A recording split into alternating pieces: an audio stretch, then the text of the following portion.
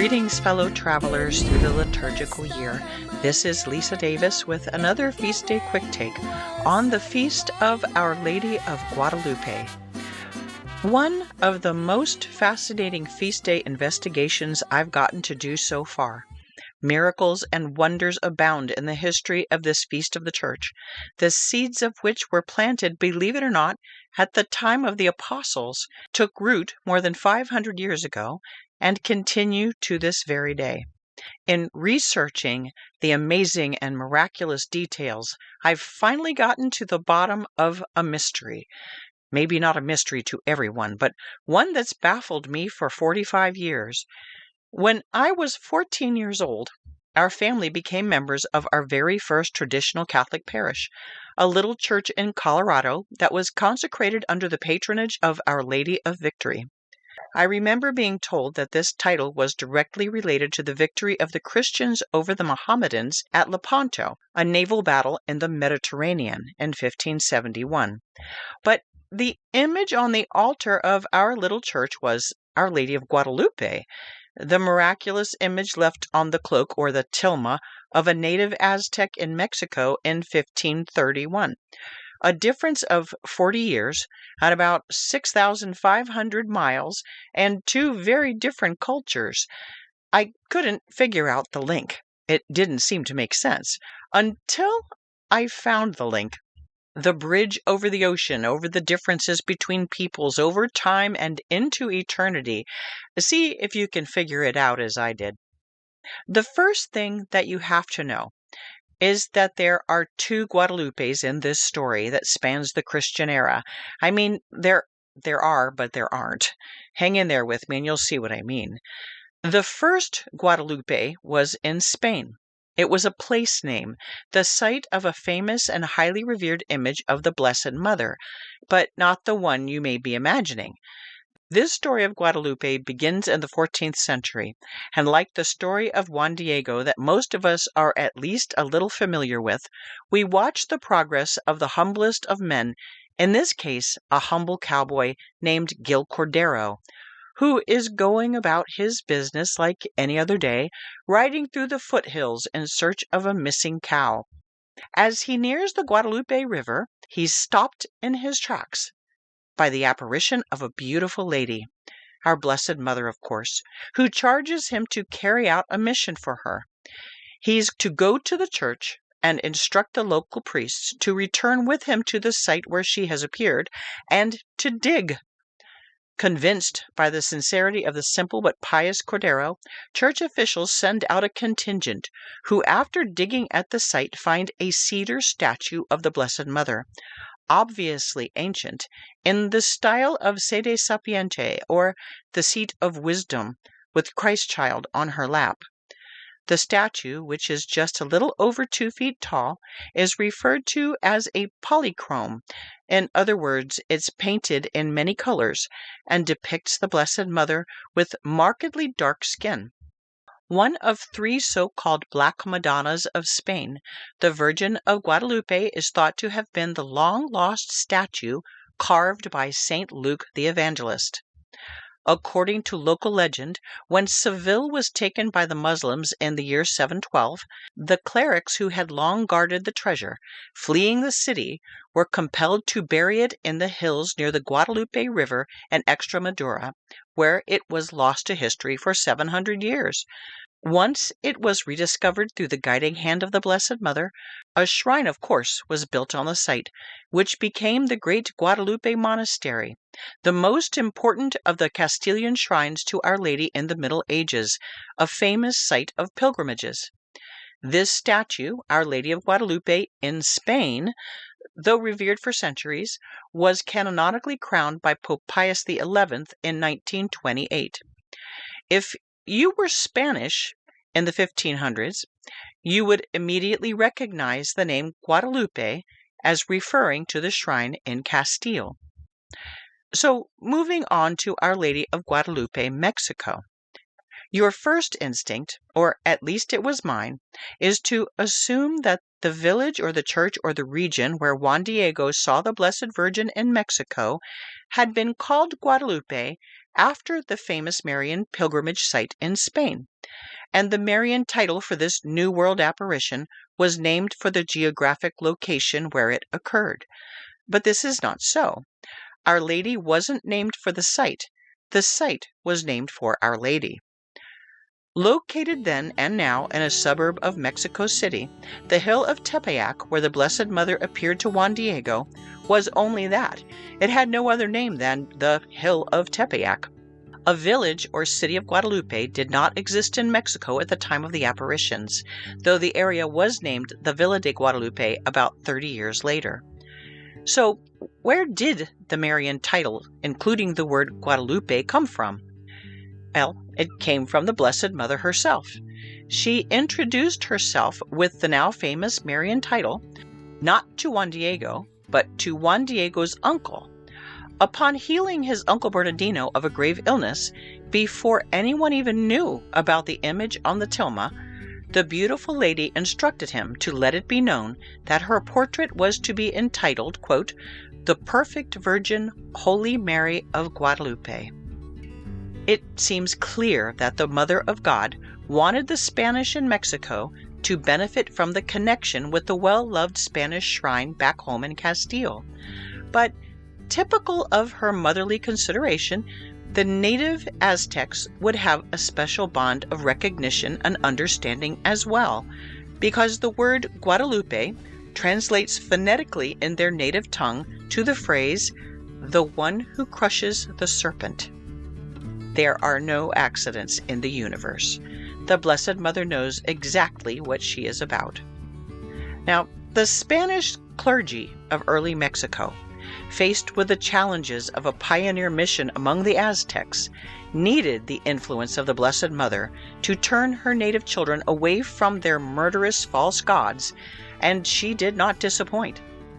Here is the history of the Guadalupe, Mexico apparitions of our Blessed Mother to Juan Diego, taken from the first translation into Spanish from the earliest account written in the native language. This earliest document, known as the Nican Mopuhua, is the account of the apparitions given to indigenous scholar Antonia Valeriano by Juan Diego himself some time before his death in 1548. About a century later, in 1649, Father Luis Lasso de la Vega, the vicar of the chapel of Our Lady of Guadalupe at Tepeyac, having come upon the native text, translated it into Spanish, and the following account is the English translation written in the 19th century. So, this is the English translation from the Spanish translation from the original native language, but as close to original as I think it's possible to get an account. Quote, Juan Diego, as a devout neophyte, nota bene, which means that he was newly converted, quote continues, Juan Diego was in the habit of regularly walking from his home to the Franciscan mission station at Tlatelolco for religious instruction and to perform his religious duties. His route passed by the hill at Tepeyac. At dawn on Saturday, December 9th, 1531, while on his usual journey, he encountered the Virgin Mary, who revealed herself as the ever-Virgin Mother of God, and instructed him to request the bishop to erect a chapel in her honor, so that she might relieve the distress of all those who call on her in their time of need. He delivered the request, but was told by the bishop, Fray Juan Zumarraga, to come back another day, after he had time to reflect upon what Juan Diego had told him. Also recorded in Father de la Vega's account are the words of the Blessed Mother to Juan Diego verbatim, quote, Juanito, she said to him, the most humble of my sons, where are you going? Know and understand well, you, the most humble of my sons, that I am the ever-Virgin Holy Mary, Mother of the true God, for whom we live, of the Creator of all things, Lord of heaven and earth. I wish that a temple be erected here quickly, so I may therein exhibit and give all my love, compassion, help, and protection, because I am your merciful Mother, to you and to all the inhabitants on this land, and to all the rest who love me, invoke, and confide in me. Listen there to their lamentations, and remedy all their miseries, afflictions, and sorrows. And to accomplish what my clemency pretends, go to the palace of the Bishop of Mexico, and you will say to him that I manifest my great desire, that here on this plain a temple be built to me. You will accurately relate all you have seen and admired, and what you have heard.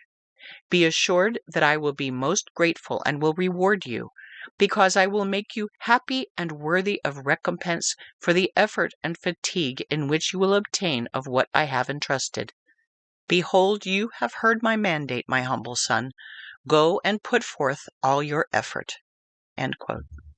Later the same day, returning to Tepeyac, Juan Diego encountered the Virgin again and announced the failure of his mission, suggesting that because he was a, quote, "a back frame, a tail, a wing, a man of no importance," end quote, she would do better to recruit someone of greater standing.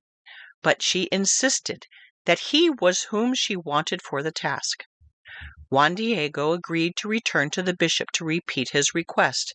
This he did on the morning of Sunday, December 10th, when he found the bishop more compliant. The bishop, however, asked for a sign to prove that the apparition was truly from heaven. Juan Diego returned immediately to Tepeyac, and encountering the Virgin Mary, reported the bishop's request for a sign. She condescended to provide one on the following day, December 11th, saying, quote, "Well and good, my little dear.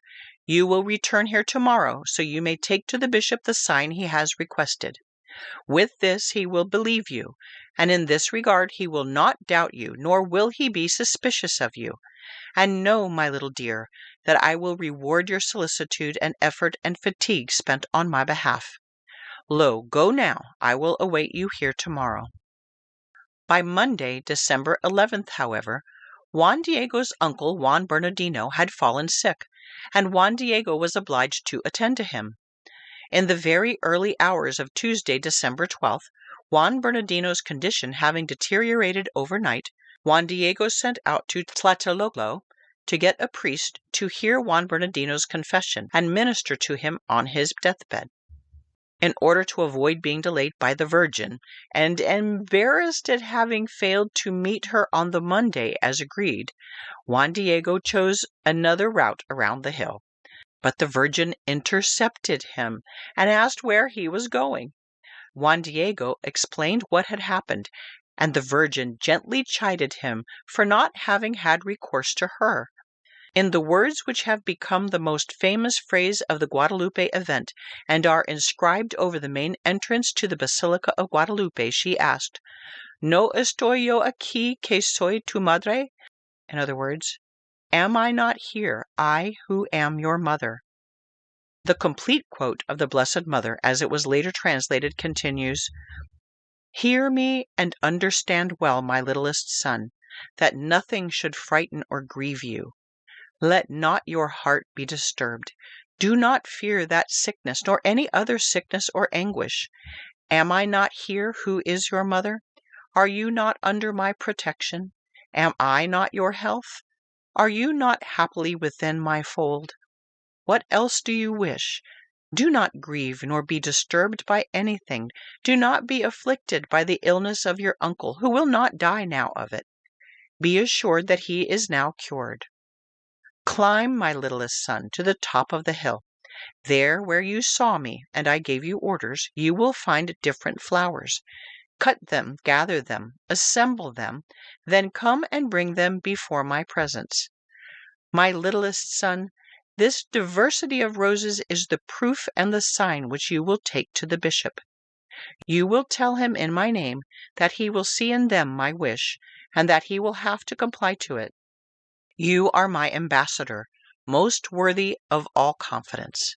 Rigorously I command you that only before the presence of the bishop will you unfold your mantle and disclose what you are carrying. You will relate all and well. You will tell that I ordered you to climb to the hilltop to go and cut flowers, and all that you saw and admired, so you can induce the prelate to give his support, with the aim that a temple be built and erected as I have asked. Father de la Vega's translation continues, quote, "Obeying her, Juan Diego found an abundance of flowers unseasonably in bloom on the rocky outcropping where only cactus and scrub normally grew. Using his open mantle as a sack, with the ends still tied around his neck, he returned to the Virgin. She rearranged the flowers and told him to take them to the bishop. On gaining admission to the bishop in Mexico City later that day, Juan Diego opened his mantle. The flowers poured to the floor, and the bishop saw that they had left on the mantle an imprint of the Virgin's image, which he immediately venerated.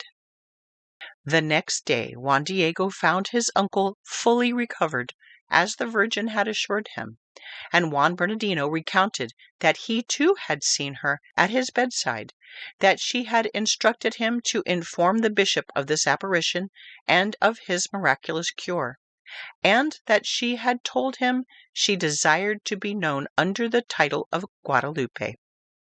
The bishop kept Juan Diego's mantle first in his private chapel, and then in the church on public display, where it attracted great attention.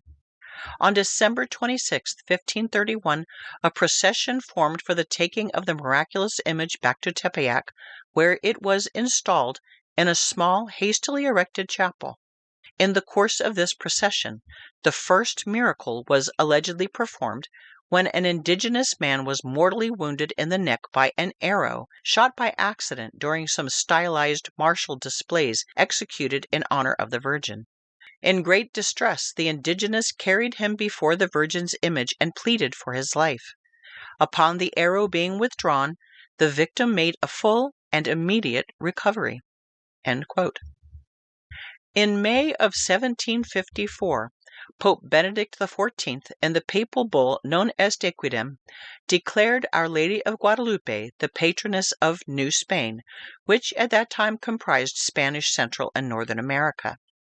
Liturgical texts for the Mass in her honor and additions to the breviary for her feast day were approved at this time. On October 12, 1895, Our Lady of Guadalupe of Mexico was solemnly crowned in the name of Pope Leo XIII as Queen of the Mexican people. Interestingly enough, this was 33 years before the image of Our Lady of Guadalupe in Spain received the papal coronation. In 1910, Pope St. Pius X declared Our Lady of Guadalupe the official patroness, the Empress of the Republic of Mexico. Without dispute, the patronage of Our Lady of Guadalupe transformed Mexico, replacing the brutal pagan religion of the Aztecs with the fruits and graces of the true faith almost overnight. After the miracle of the tilma, Bishop Zumarraga immediately began the construction of a chapel at the site of the apparitions, where Juan Diego spent the rest of his life guarding the image of the beautiful lady. Word spread almost miraculously, and natives of the region came from everywhere to see the Heavenly Mother, who looked like them.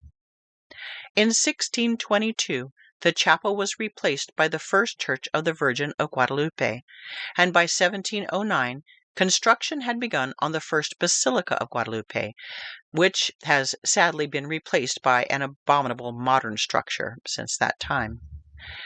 At the time of the apparitions in Mexico, Europe was in the grip of the Protestant revolt, and countless souls were lost as the Church scrambled to launch the Counter-Reformation. But the Blessed Mother, with nothing but her own gentle self, balanced the dearth of grace on the globe.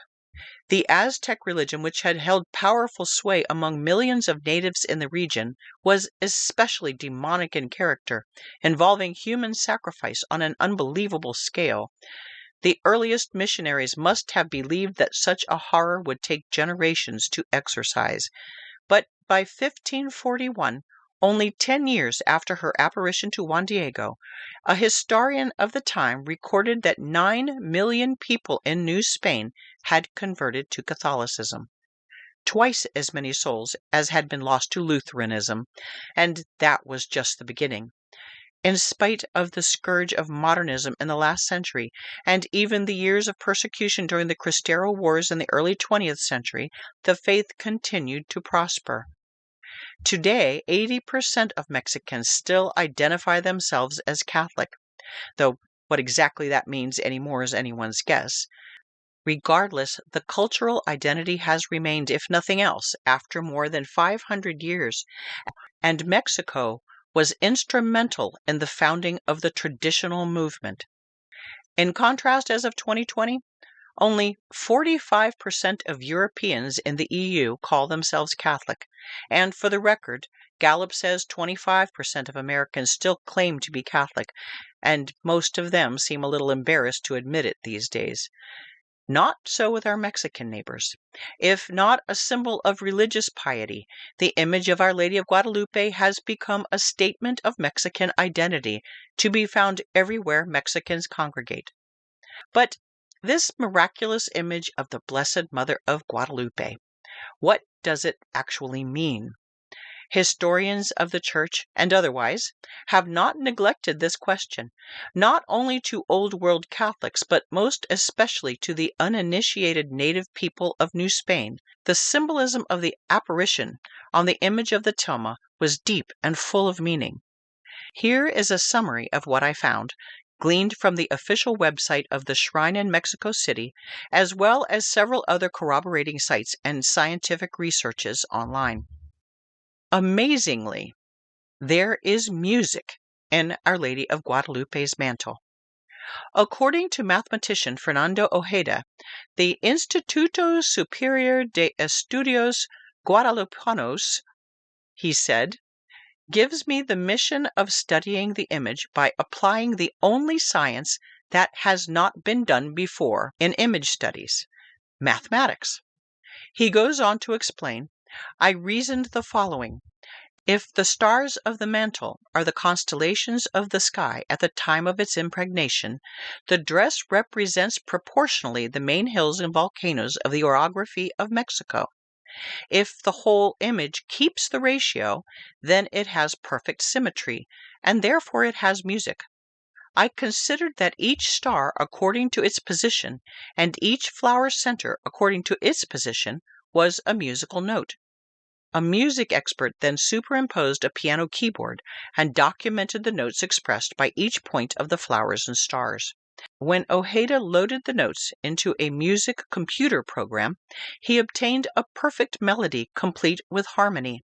And here is the composition, written in the stars on Our Lady of Guadalupe's mantle.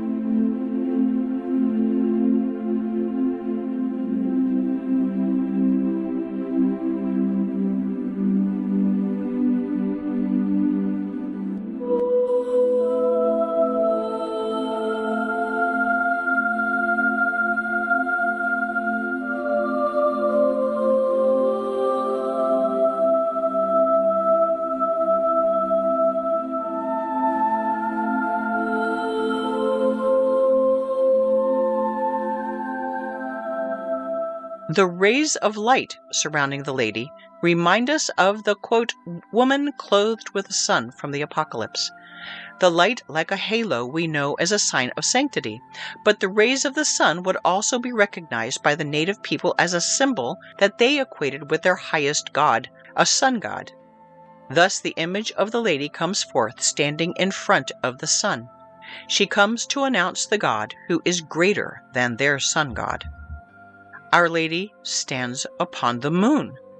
For the Mesoamericans of the 16th century, the moon was a god of the night. By standing on the moon, the Blessed Mother shows that she is more powerful than their god of darkness. But as Catholics, we're reminded of the biblical symbolism once again. We know she is the woman of the Apocalypse, chapter 12, verse 1. Quote, and there appeared a great wonder in heaven, a woman clothed with the sun, and the moon under her feet, and on her head a crown of 12 stars. End quote. The Blessed Mother has been shown in Catholic art throughout the centuries in the visage of the Immaculate Conception, as well as the Assumption, with the moon under her feet. So several lessons and associations apply. I think we have adequate historic precedent to equate the crescent moon with another scourge of evil that cooperates with the serpent in our world. More on that in a minute. The eyes of Our Lady of Guadalupe look down demurely, with humility and compassion. To the native people, this signified that she was not a god, since in their iconography the god stares straight ahead, eyes wide open. We can imagine this captures the moment when Our Lady looked tenderly down upon Juan Diego and said, "Do not be troubled or weighed down with grief. Am I not here who am your mother?" The angel supporting the lady testifies to her royalty. To the Mesoamerican Indians, only kings, queens, and other dignitaries would be carried on the shoulders of someone.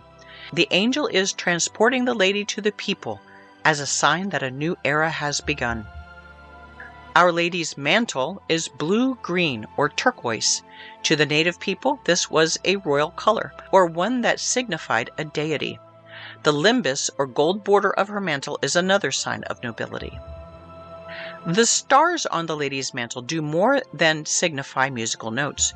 To the natives of Juan Diego's time, her being clothed with them symbolized the lady's dominance over stars, which the Aztecs also worshipped. Representing heaven to the natives as they would to any other culture, Our Lady showed herself as the Queen of Heaven, but with the tender expression of a humble and loving mother. The stars also prove the supernatural character of the images in another amazing way. The research of Father Mario Rojas Sanchez and Dr. Juan Homero Hernandez of Mexico, published in 1983, show that the stars on the lady's mantle are exactly as the stars of the winter solstice would have appeared just before dawn on the morning of December 12, 1531. Also, the constellation Virgo, which represents virginal purity, is over her heart, and the constellation Leo, the lion, is over her womb, over Jesus. The perfect placement of the stars and their various constellations proves the infinite intelligence behind the miraculous image. The color of Our Lady's dress is rose or pale red. Some have interpreted this as the color of dawn, symbolizing the beginning of a new era.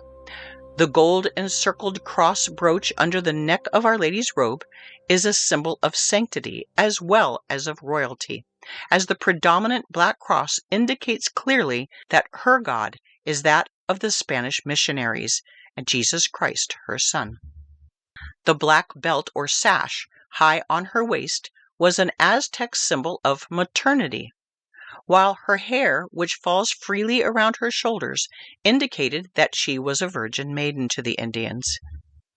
The high position of the black sash and the slight swelling of the abdomen shows that the lady is with child.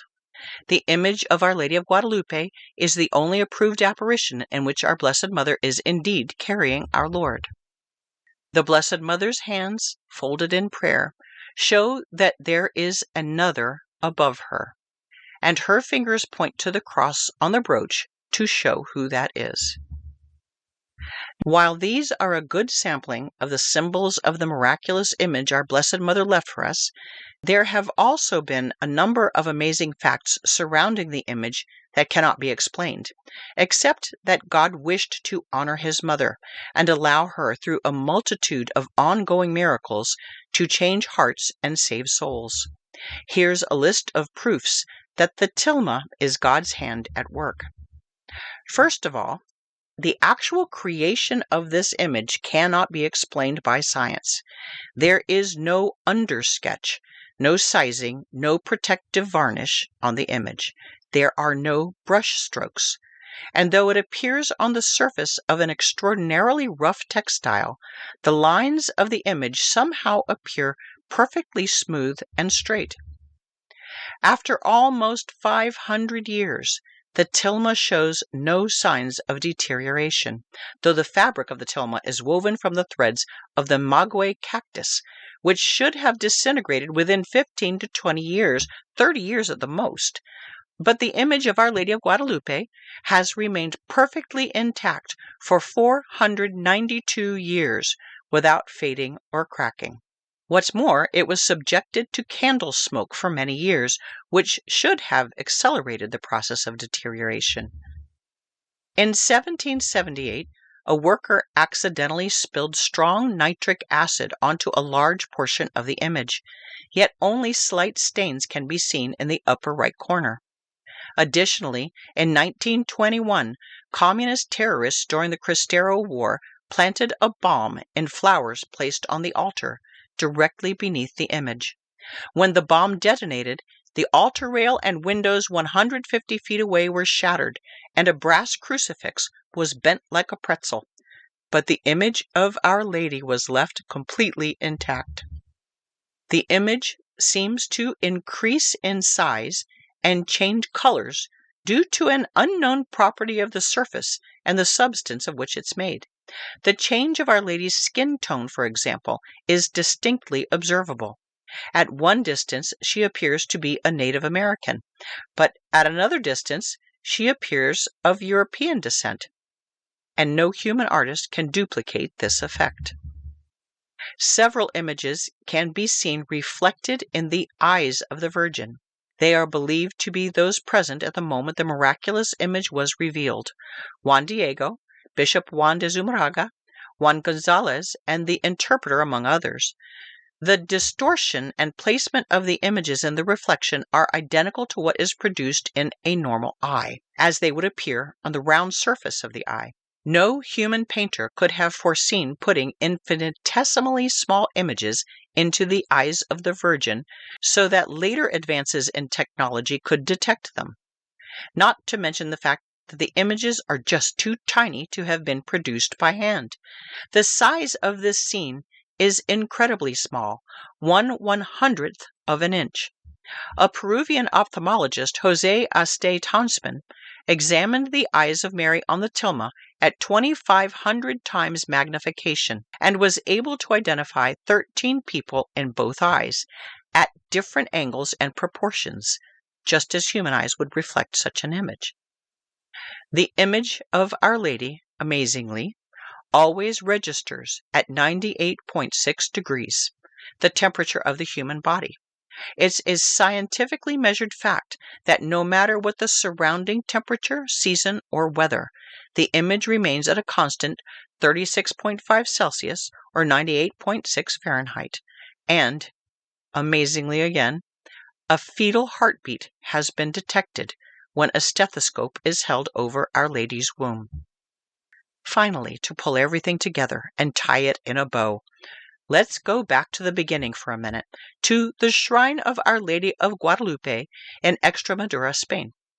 Remember that this image of Our Lady of Guadalupe is a statue reportedly carved by St. Luke, rediscovered in the 14th century.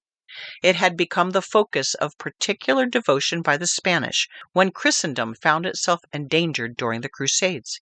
And the great weapon, Our Lady's Rosary, had finally been added to the arsenal of the Christian force. The Holy League, formed by Pope St. Pius V in 1571 to shut down the advance of the Muslim hordes in the Mediterranean, took to heart the necessity of prayer in the conflict.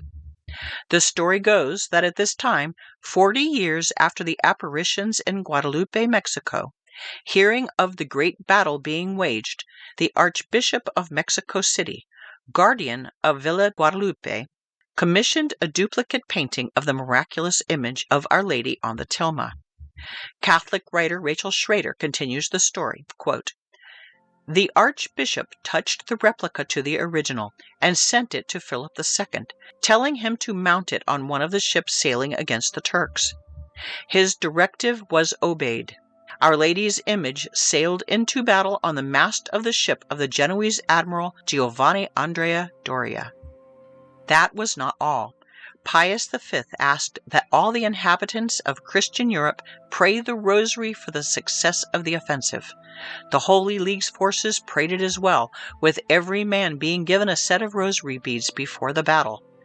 We can wonder, did the Turks catch sight of the image of Our Lady of Guadalupe?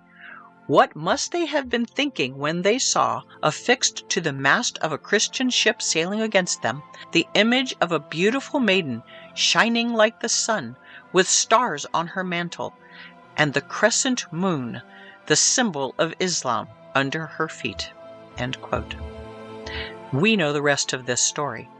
By the intercession of the Blessed Mother, the outnumbered Holy League miraculously defeated the Muslim forces on October 7, 1571.